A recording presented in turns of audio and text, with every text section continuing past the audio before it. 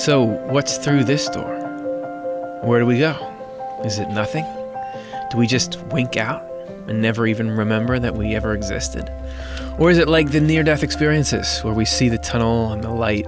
But what is that tunnel? Where does it go? And is it different when you're never coming back? What can we expect on the other side? What world do we step into? Is there still love on the other side? Will we still be ourselves? Are we gonna still have free will? Will we relive scenes from our past? And then where does it go from there? Right now, we're gonna look at 5 things that you and I and everyone are gonna find waiting for us, and just how what we choose, think, and feel here carries over.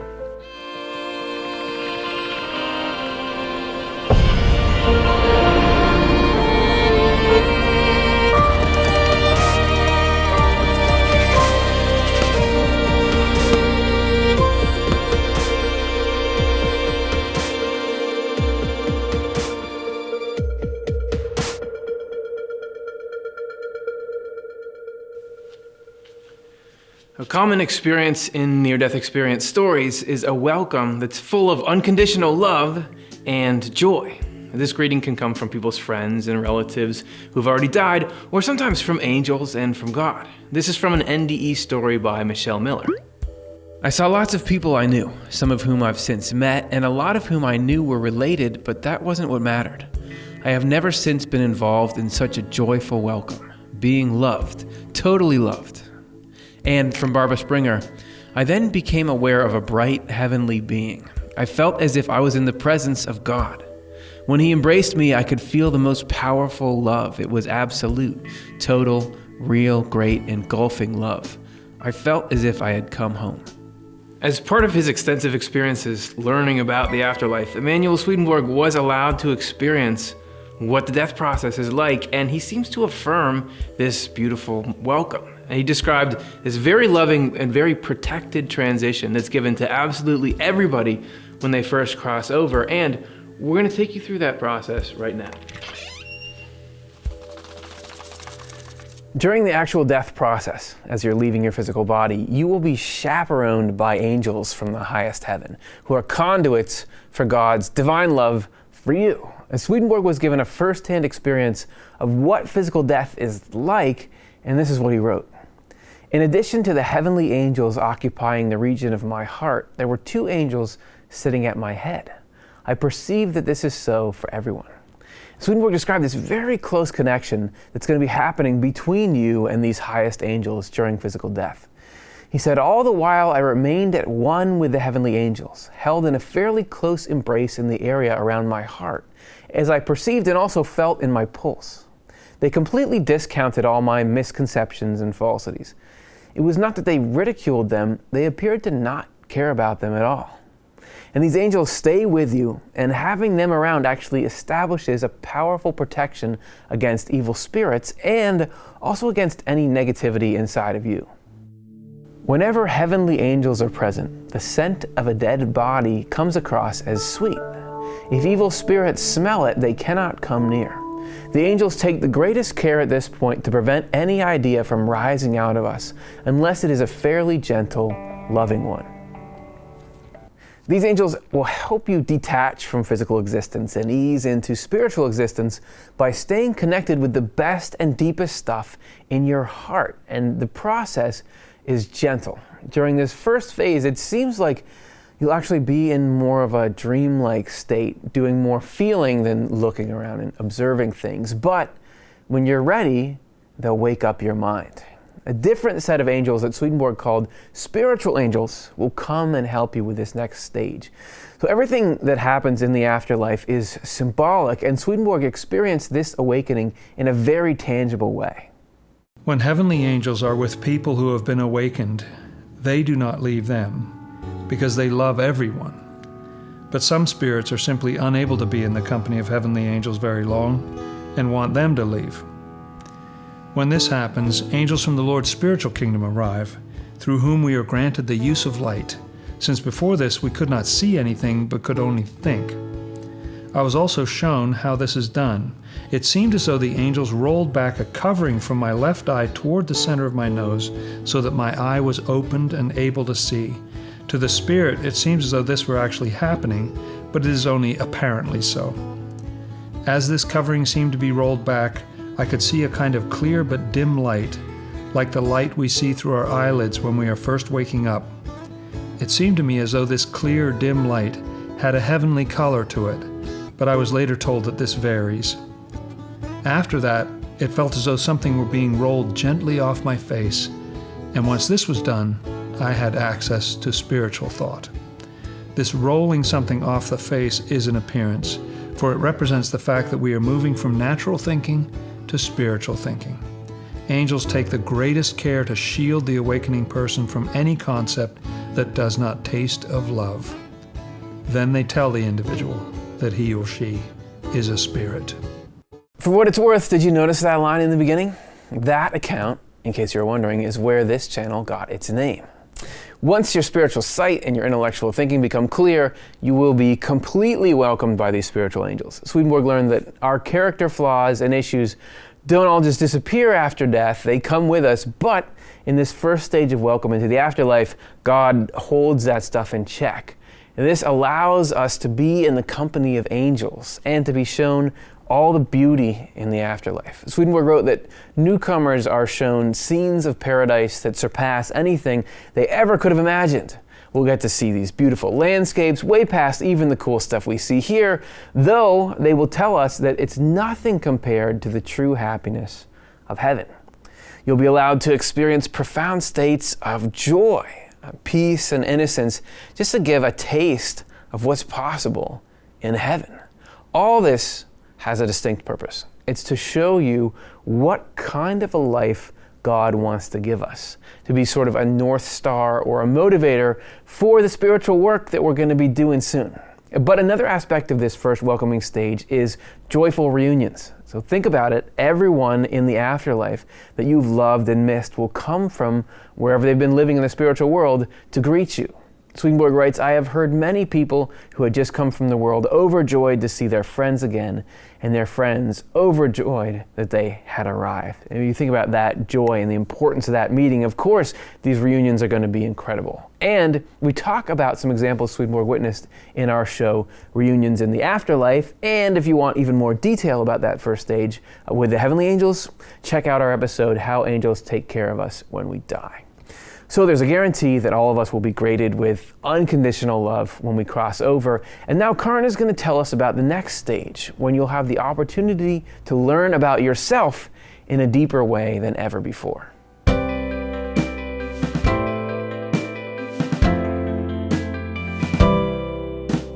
At death, you're going to leave your physical body and its limitations behind. But you might be surprised to find that you still have a body made of spiritual substance, and also sensations that are actually more sharp and exquisite than they had been on earth.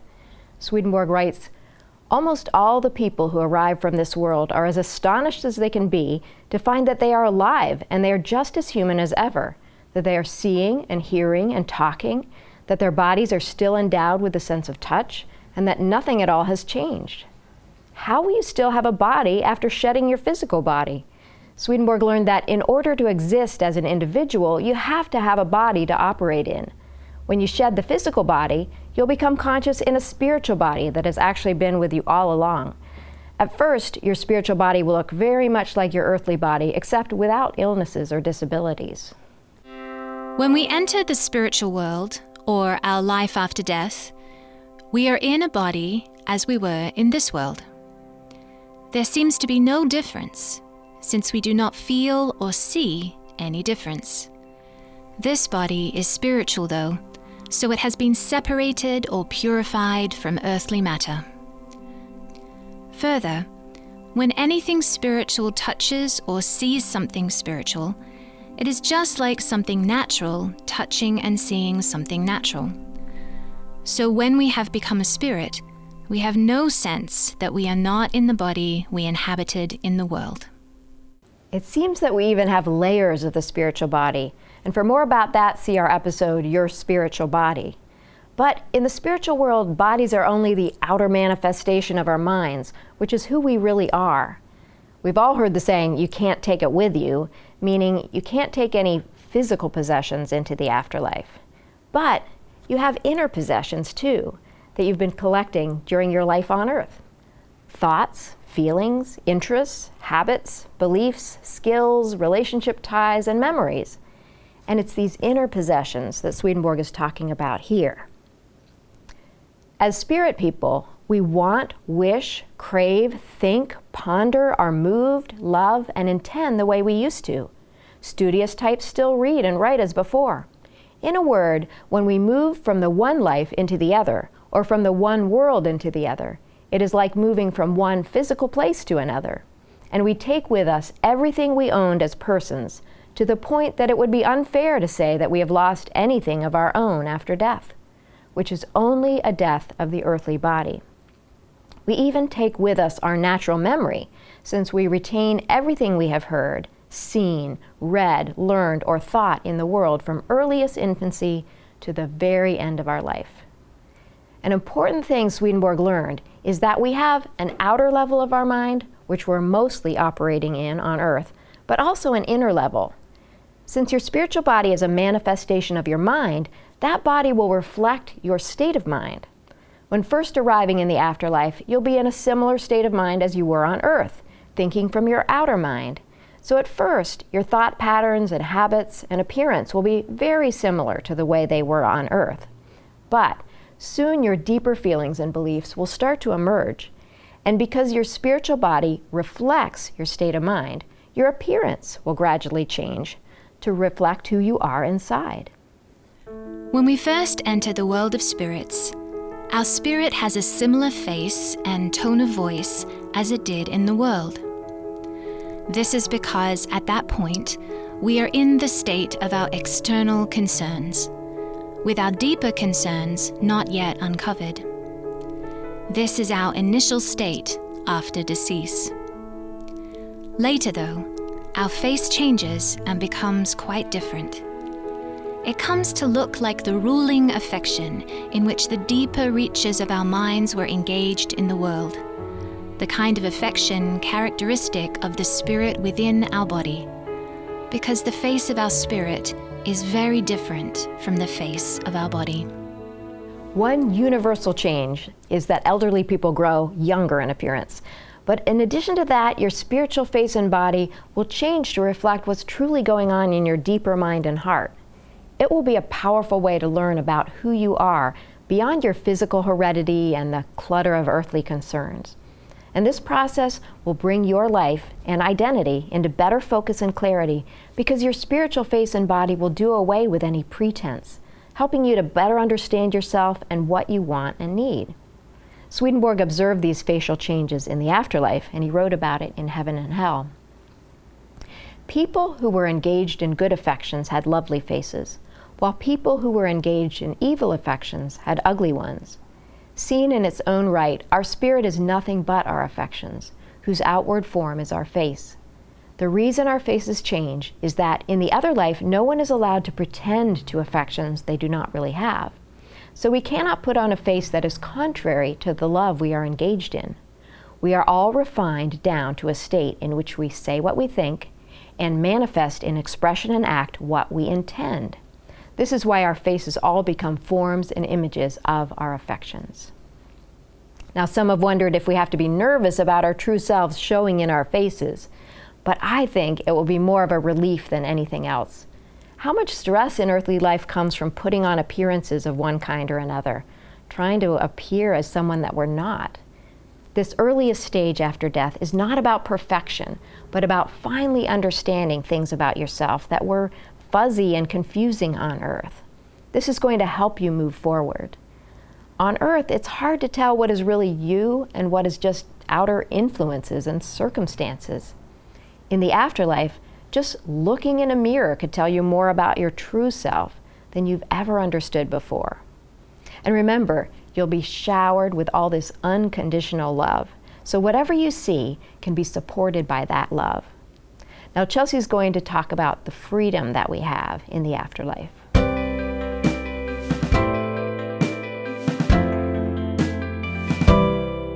God wants to bring us all into the deepest bliss of the highest heavens.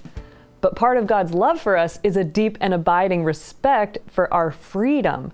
We have autonomy in leading our own life, and this continues into the afterlife. After you first experience that unconditionally loving welcome, you'll be free to go wherever you truly want to go. And where you'll want to go has everything to do with what you enjoy, what your interests are, and the kinds of things you prioritized during life on Earth. In the conditions of the spiritual world, thoughts and feelings have substance. Swedenborg writes how they actually have vibration, or some kind of pulsation. They can expand and contract. Although I'm sure it's not exactly equivalent to our earthly understanding of frequency, that term can help us wrap our minds around this. Spiritual frequencies, so to speak, are dictated by levels of love and wisdom. Lower ego thoughts and feelings resonate at a lower, denser spiritual frequency. More inward and altruistic thoughts and feelings resonate at a higher, more expansive frequency. On Earth, I'm sure you've had the experience of feeling uncomfortable around someone, feeling a kind of vibe that you don't resonate with. When we're in the afterlife, this feeling is much more overt.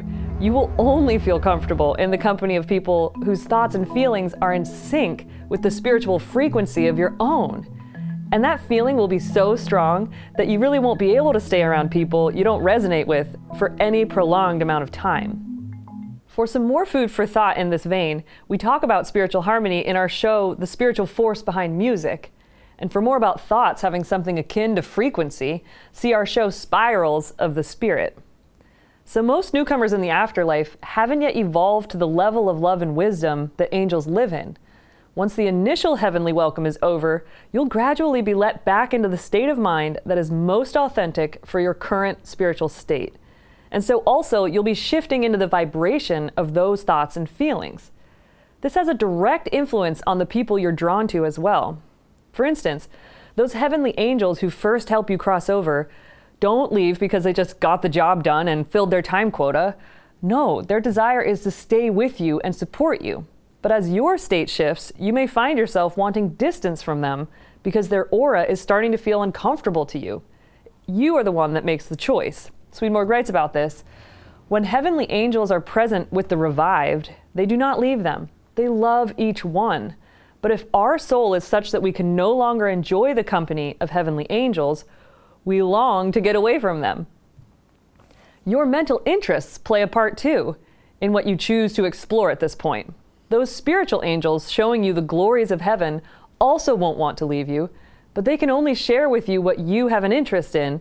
And if you don't yet feel ready or open to taking in deep knowledge about heaven, you'll soon feel a pull to move on. Again, your spirit has self-agency in the process. When we are eager to part with the angels, they do not leave us, but we disconnect from them. Angels love everyone and want nothing more than to be helpful to us, teach us, and take us up into heaven. When you freely leave the angels' company, you'll be welcomed by good spirits. That is, good people in the afterlife who aren't yet in heaven yet because they're still learning and preparing too. And once again, you'll feel out whether you're comfortable with this group, whether you resonate with them or not. Someone interested in goodness will resonate with a group of good spirits and will stay with them. Someone more interested in selfish and materialistic pursuits won't feel comfortable and they will leave them. Swedenborg writes how the process repeats continuously until we come into contact with the type of people whose life in the world was in total agreement with ours. Among them, we seem to find our own life. Then, surprising to say, we live the same kind of life with them as we had lived in the body. As we sink back into that life, we experience a new beginning. This new beginning will be your starting place in the afterlife after this whole journey. You will have come to the place that your mind and heart had developed to on earth, and you continue from there, in ways that we'll talk about soon. But if we're the ones calling the shots and we can go anywhere we want, wouldn't the obvious choice be heaven? Yeah, and no one is restricted from heaven.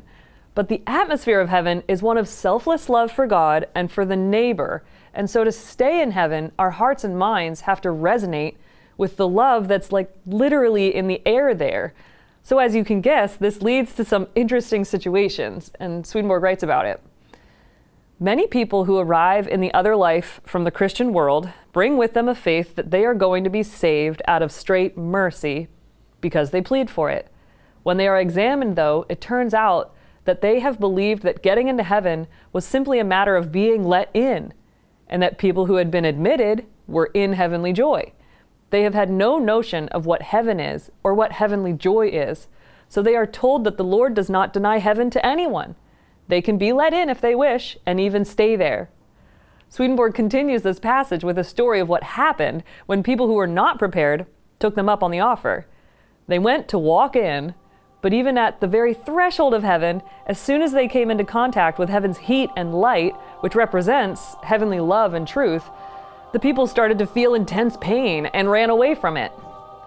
Their bodies weren't acclimated to the atmosphere of heaven, and they couldn't handle it.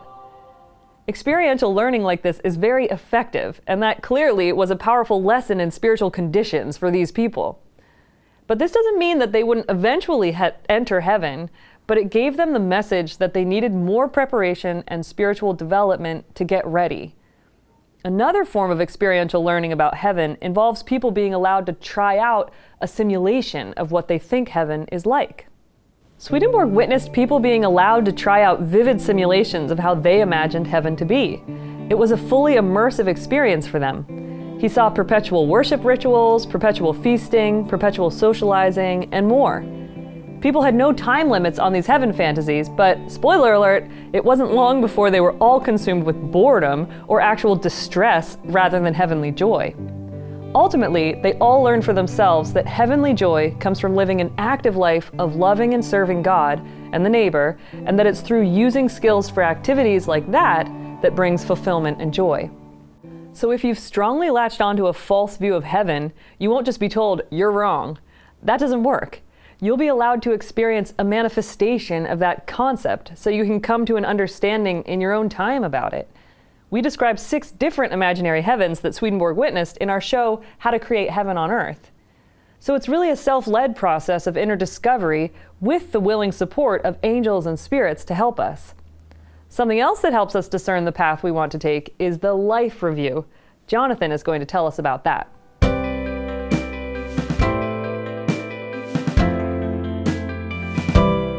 Many near-death experience stories feature a life review, and here are a couple of summaries that define what that is. The being of light presents the dying with a panoramic review of everything they've ever done. That is, they relive every act they've ever done to other people and come away feeling that love is the most important thing in life. A life review, seeing and re-experiencing major and trivial events of one's life, sometimes from the perspective of the other people involved, and coming to some conclusion about the adequacy of that life and what changes are needed. Swedenborg affirms that an honest look at your life will be crucial in order to allow you to progress toward heaven. This is from Secrets of Heaven. We will be led gradually toward heaven by a knowledge of truth and goodness and an acknowledgement of our own nature. Unless we acknowledge who we are and learn what is true and good, we can never be led there. The life review then is not for the sake of accusing and shaming. Far from it. It'll be to help you understand which things about your life have been aligned with God's love and which haven't. What's important to God may be very different than you've been taught or have thought. Here's a description from the IAN's website of someone watching their life review in the presence of God. I actually could feel the joy each person felt when I touched their life in a loving way. I was getting caught doing something right for once in my life. Reviewing my random acts of kindness gave me the most joy because I was able to feel the difference I made in someone's life that I hadn't realized at the time, and I didn't even know them. Little acts of kindness mean so much to God. Also, I had to see and feel all the hurtful things I had done, even the hurtful things I didn't know I did. I had to feel the person's hurt I caused. But God was not judging me. I was looking at my actions with God at my side, loving me, while I was judging myself. And believe me, no one can judge me any harsher than I already judge myself. He was asking me, what different choices could you have made? What are you learning from this? This was clearly not the punishing God I had been taught to believe in. The hardest part of this was realizing He had already forgiven me. I was having a hard time forgiving myself. He showed me that I couldn't let His love in without first forgiving myself.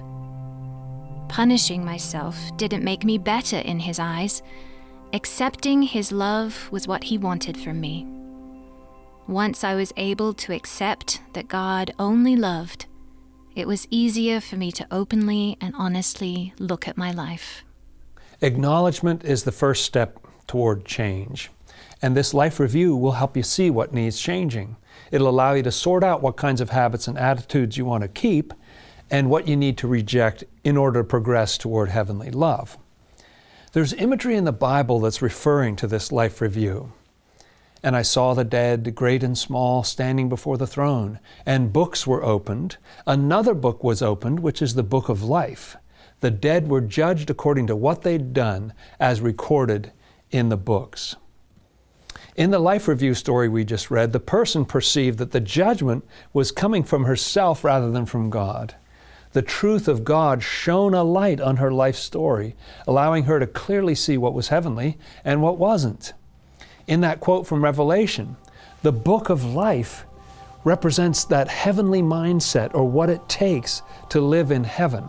The individual books represent people's individual life stories, which have to be compared against the book of life to see what it takes to live in heaven. And this judgment scene in the book of Revelation is not about God pointing fingers and throwing offenders into hell. It's about God opening up the true story of your life on earth, the story you yourself have written through your own choices, to help you have a clearer understanding about how to move forward. Then you'll have the freedom to accept that truth and learn how to progress toward heaven, or reject that truth and run toward hell. It seems that the life review can happen in different ways, actually. In NDE stories, it often sounds like a movie being projected in front of the person. And here's a description from Swedenborg in which it actually manifests in books.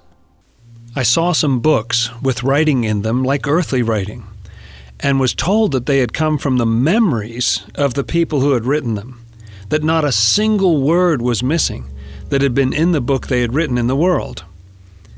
I was also told that all the least details could be retrieved, even things the person had forgotten in the world. The reason for this was explained as well, namely that we have an outer and an inner memory. The details of what we have thought, intended, said, and done, even what we've heard and seen, are inscribed on our inner or spiritual memory. There's no way to erase anything there, since everything is written at once on our spirit itself and on the parts of our spiritual body. This means that our spirit is formed in accord with what we have thought and what we have done intentionally. There was a remarkable statement in that passage about your life story actually being written onto your spiritual body, and Swedenborg describes this in regard to the angels that will help you through this examination of your life.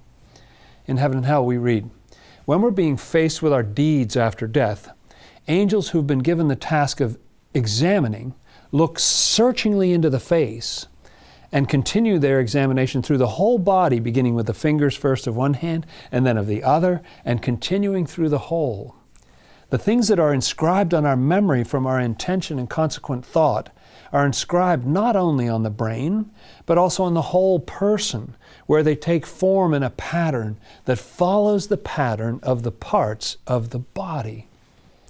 By looking closely at you in this way, much like a doctor examining the state of your health, angels will help you to become more aware of the true state of your mind and heart, and of the inner patterns you've established. Your state of spiritual health is not a matter of adding up how many positive deeds and how many negative deeds you did, because we all have a mixture of those things in our life story. Rather, it's a question of what your overall deeper goals and priorities were during the span of your earthly life. Was it always about serving yourself, or did you also consider the welfare of others? Everyone has to review the life they led on earth, but there are actually No punishment's doled out for those earthly actions. Actions we regret will easily fall away. Actions we continue to justify and enjoy are what will cause the problems. This is from heaven and hell. In the afterlife, every evil brings its own punishment with it. Still, no one suffers any punishment for evil things done in the world, only for current evil deeds done in the afterlife. It boils down to the same thing, though, because after death we all return to our life, which means that we're involved in the same kinds of evil. Good spirits are never punished, though, even though they've done bad things in the world. This is because their evils do not come back. I've also been granted a knowledge that their evils are of a different kind or nature. They do not stem from any deliberate resistance to what is true, and they're not from any evil heart, except the one they acquired by heredity from their parents, thanks Mom and Dad, which blind pleasure drove them into when they were involved in outward concerns separated from inner ones. If you haven't built your entire life on self-centeredness, if you have a conscience and make any kind of effort to consider the welfare of others and to resist lower ego impulses, then these outer negative tendencies are not going to stick in the afterlife. They'll either fall immediately away once you clearly see them, or you'll be shown how to purge them. Just as the physical body can be detoxed, so the mind and the spiritual body can be detoxed. This clarity from the Life Review is necessary. Think of those maps in a shopping mall. You may know where you want to go, but the map can't help without another crucial bit of information. You have to know where you are to figure out how to get to the destination. And you can't get to your destination unless you're willing to then take the steps. When you use the Life Review to recognize and acknowledge what needs changing, you'll open your heart to receive the willingness and the understanding to go toward the destination of heaven. And if so, what's next? We'll go back to Curtis to find out.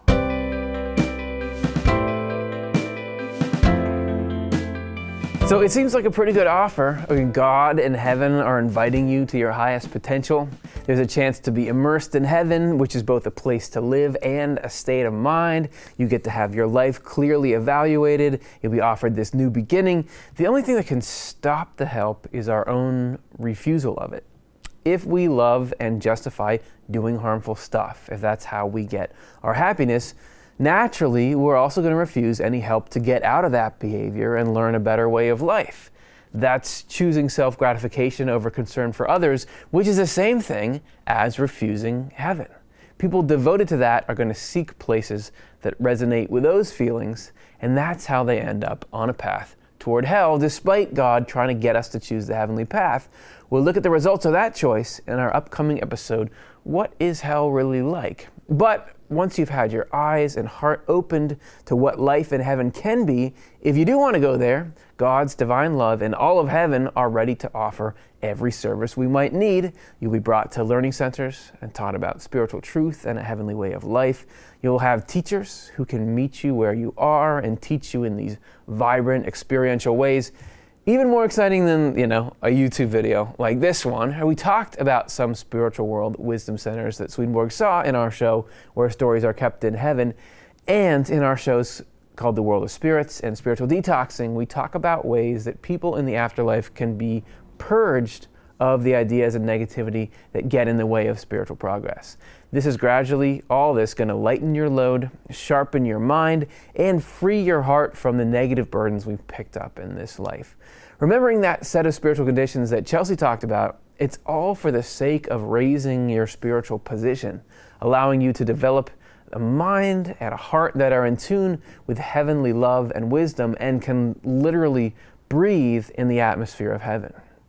When people go from the world to the other life, which happens right after death, they take along worldly and earthly qualities incompatible with the spiritual and heavenly qualities of angels. Since you can't rise up to heaven in that condition, this passage goes on to explain what needs to happen. Those who are to go up to heaven are first prepared, by being stripped of the worldly and earthly qualities they brought with them. If they were taken up to heaven any sooner, they could never remain in the communities there, because their wisdom and love are not refined enough for the purity in which angels live.